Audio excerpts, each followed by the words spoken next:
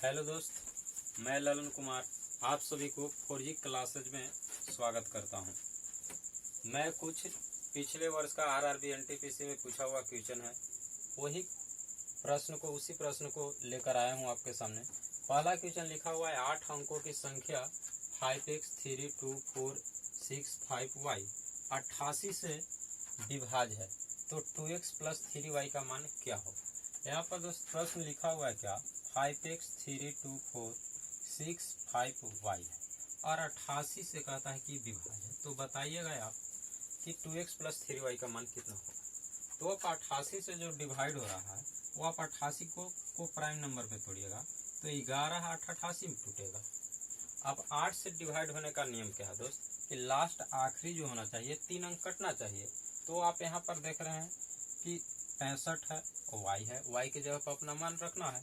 तो यहाँ डायरेक्ट यदि देखते हैं दोस्त 8 से डिवाइड होने का नियम कि लास्ट 3 अंक कटना चाहिए। तो यहाँ यदि हम 6 रखते हैं y की जगह पर तो आप ये 656 हो जाएगा।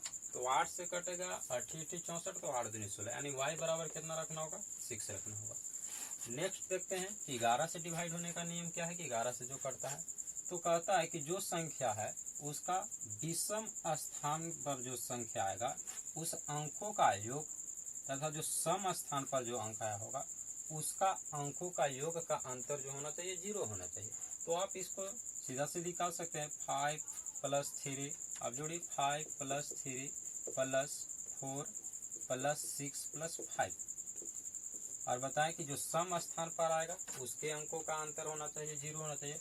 1 से यहाँ से कर लीजिए 1 हो जाएगा +2 होगा +6 हो जाएगा और y आएगा। y की जगह पे यहाँ पर 6 आ रहा था वैल्यू, हम यहाँ पर 6 रखते हैं। f कोष्ठा इसका 0 हो जाएगा।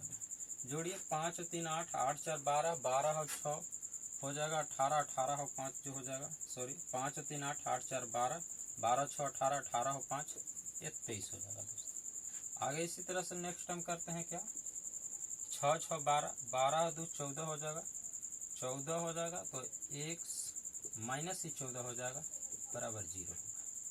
अब यहाँ से देखते हैं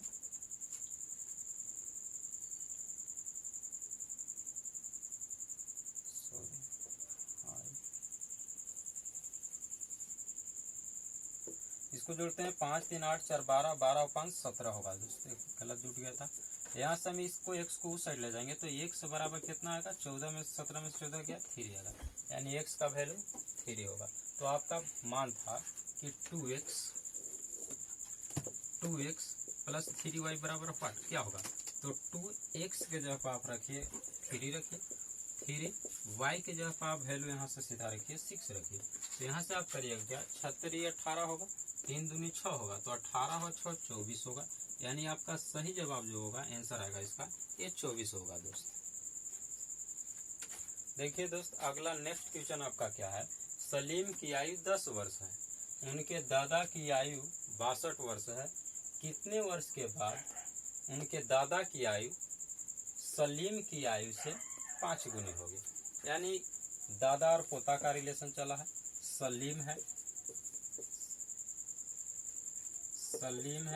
यहाँ पर और यहाँ पर एक दादा है। सलीम की आयु 10 वर्ष है तो उनके दादा की आयु 62 वर्ष है। और आपसे यहाँ पर सीधा सीधी कहा है दोस्त कि कितने वर्ष के बाद जो हो जाएगा वो होगा 5 गुना होंगे दादा।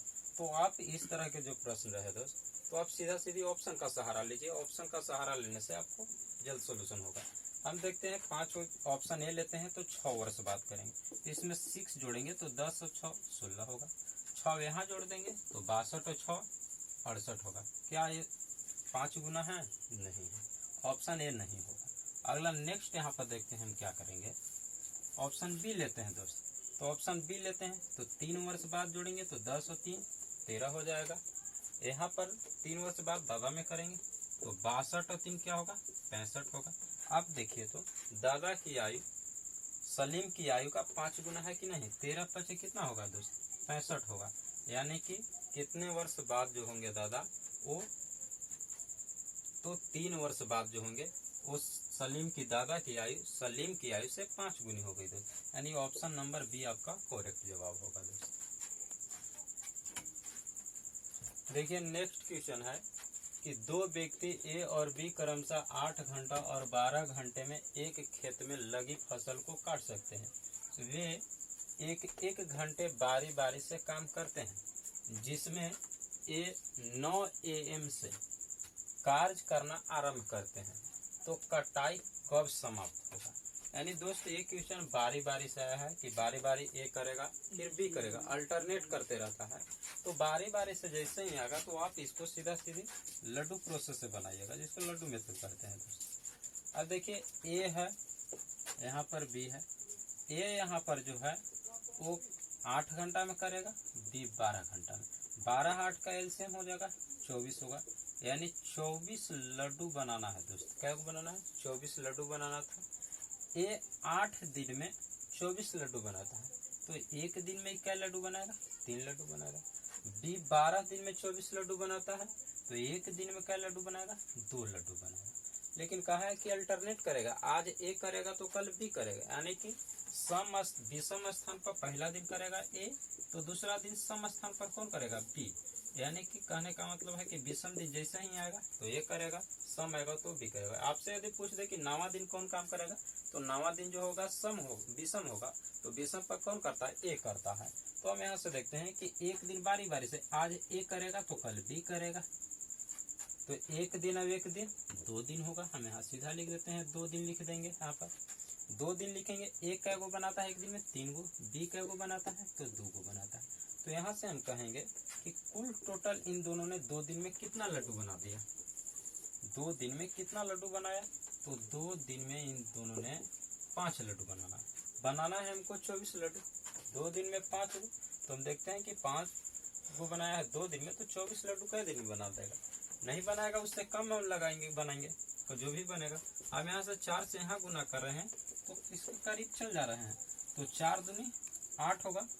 यहाँ पर जो था उस समय घंटा में था, आप घंटा में लिखिएगा आवर्स में, यहाँ भी लिखिएगा घंटा में लिखिएगा। तो 4 दूनी 8 हो जाएगा और 5 चौका 20 हो जाएगा, यानी 8 घंटा काम हो गया दोस्तों, और 5 चौका 20 लड्डू भी बन गया है। बनाना है आपको क्या लड्डू? 24 लड्डू बनाना था, 20 लड्डू बन गया, तो शेष लड्डू बचा कितना? तो शेष बचा 4 गो बना। 4 गो बचा है। 8 घंटा काम भी हुआ है, 9 घंटा काम करना है।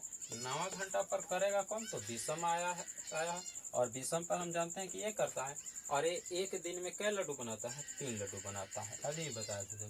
तो 9वें घंटा कौन करेगा? 9वें घंटा जो काम करेगा ये करेगा, ये क्या लड्डू बनाएगा? 3 लड्डू बना देगा। तो शेष लड्डू बचा फिर पुनः कितना? 4 गो बनाना था, 3 गो बन गया, 1 बचा शेष लड्डू। अब इस 1 लड्डू शेष को बनाएगा तो 9 घंटा हो गया, तो अब 10वां घंटा कौन बनाने आएगा? सम आ गया है तो बी आएगा, तो बी बनाएगा, यानी बी का समय हम सीधा निकालेंगे। समय बराबर 1 होता है W/T, वर्क बटा समय होता, वर्क बटा समय होता है, W/T होता है। तो वर्क हम यहाँ से निकालते हैं, वर्क बटा क्षमता होता है। तो वर्क जो है यहाँ पर लिखा हुआ है क्या लड्डू? 1 लड्डू बनाना था। क्षमता इसका है क्या को बनाने का? 1 दिन का। बी का है 2 बनाने का है, 2 लड्डू बना लेगा, यानी आधा घंटा ये और ले लेगा। तो यहाँ से कुल टोटल हम यहाँ से करेंगे तो कितना होगा? 8 घंटा यहाँ हुआ, 9 घंटा यहाँ हो गया है, 1 घंटा ये कर लिया था। तो कुल समय हम यहाँ से करेंगे, कितना? हम 8 घंटा प्लस 9 घंटा, मतलब 1 घंटा एक किया, आधा घंटा यहाँ पर लग गया है, तो जोड़ लीजिए 8 और 1 9, 9.5 घंटा, यानी कि कुल टोटल 9.5 घंटा अभी भी लगेगा।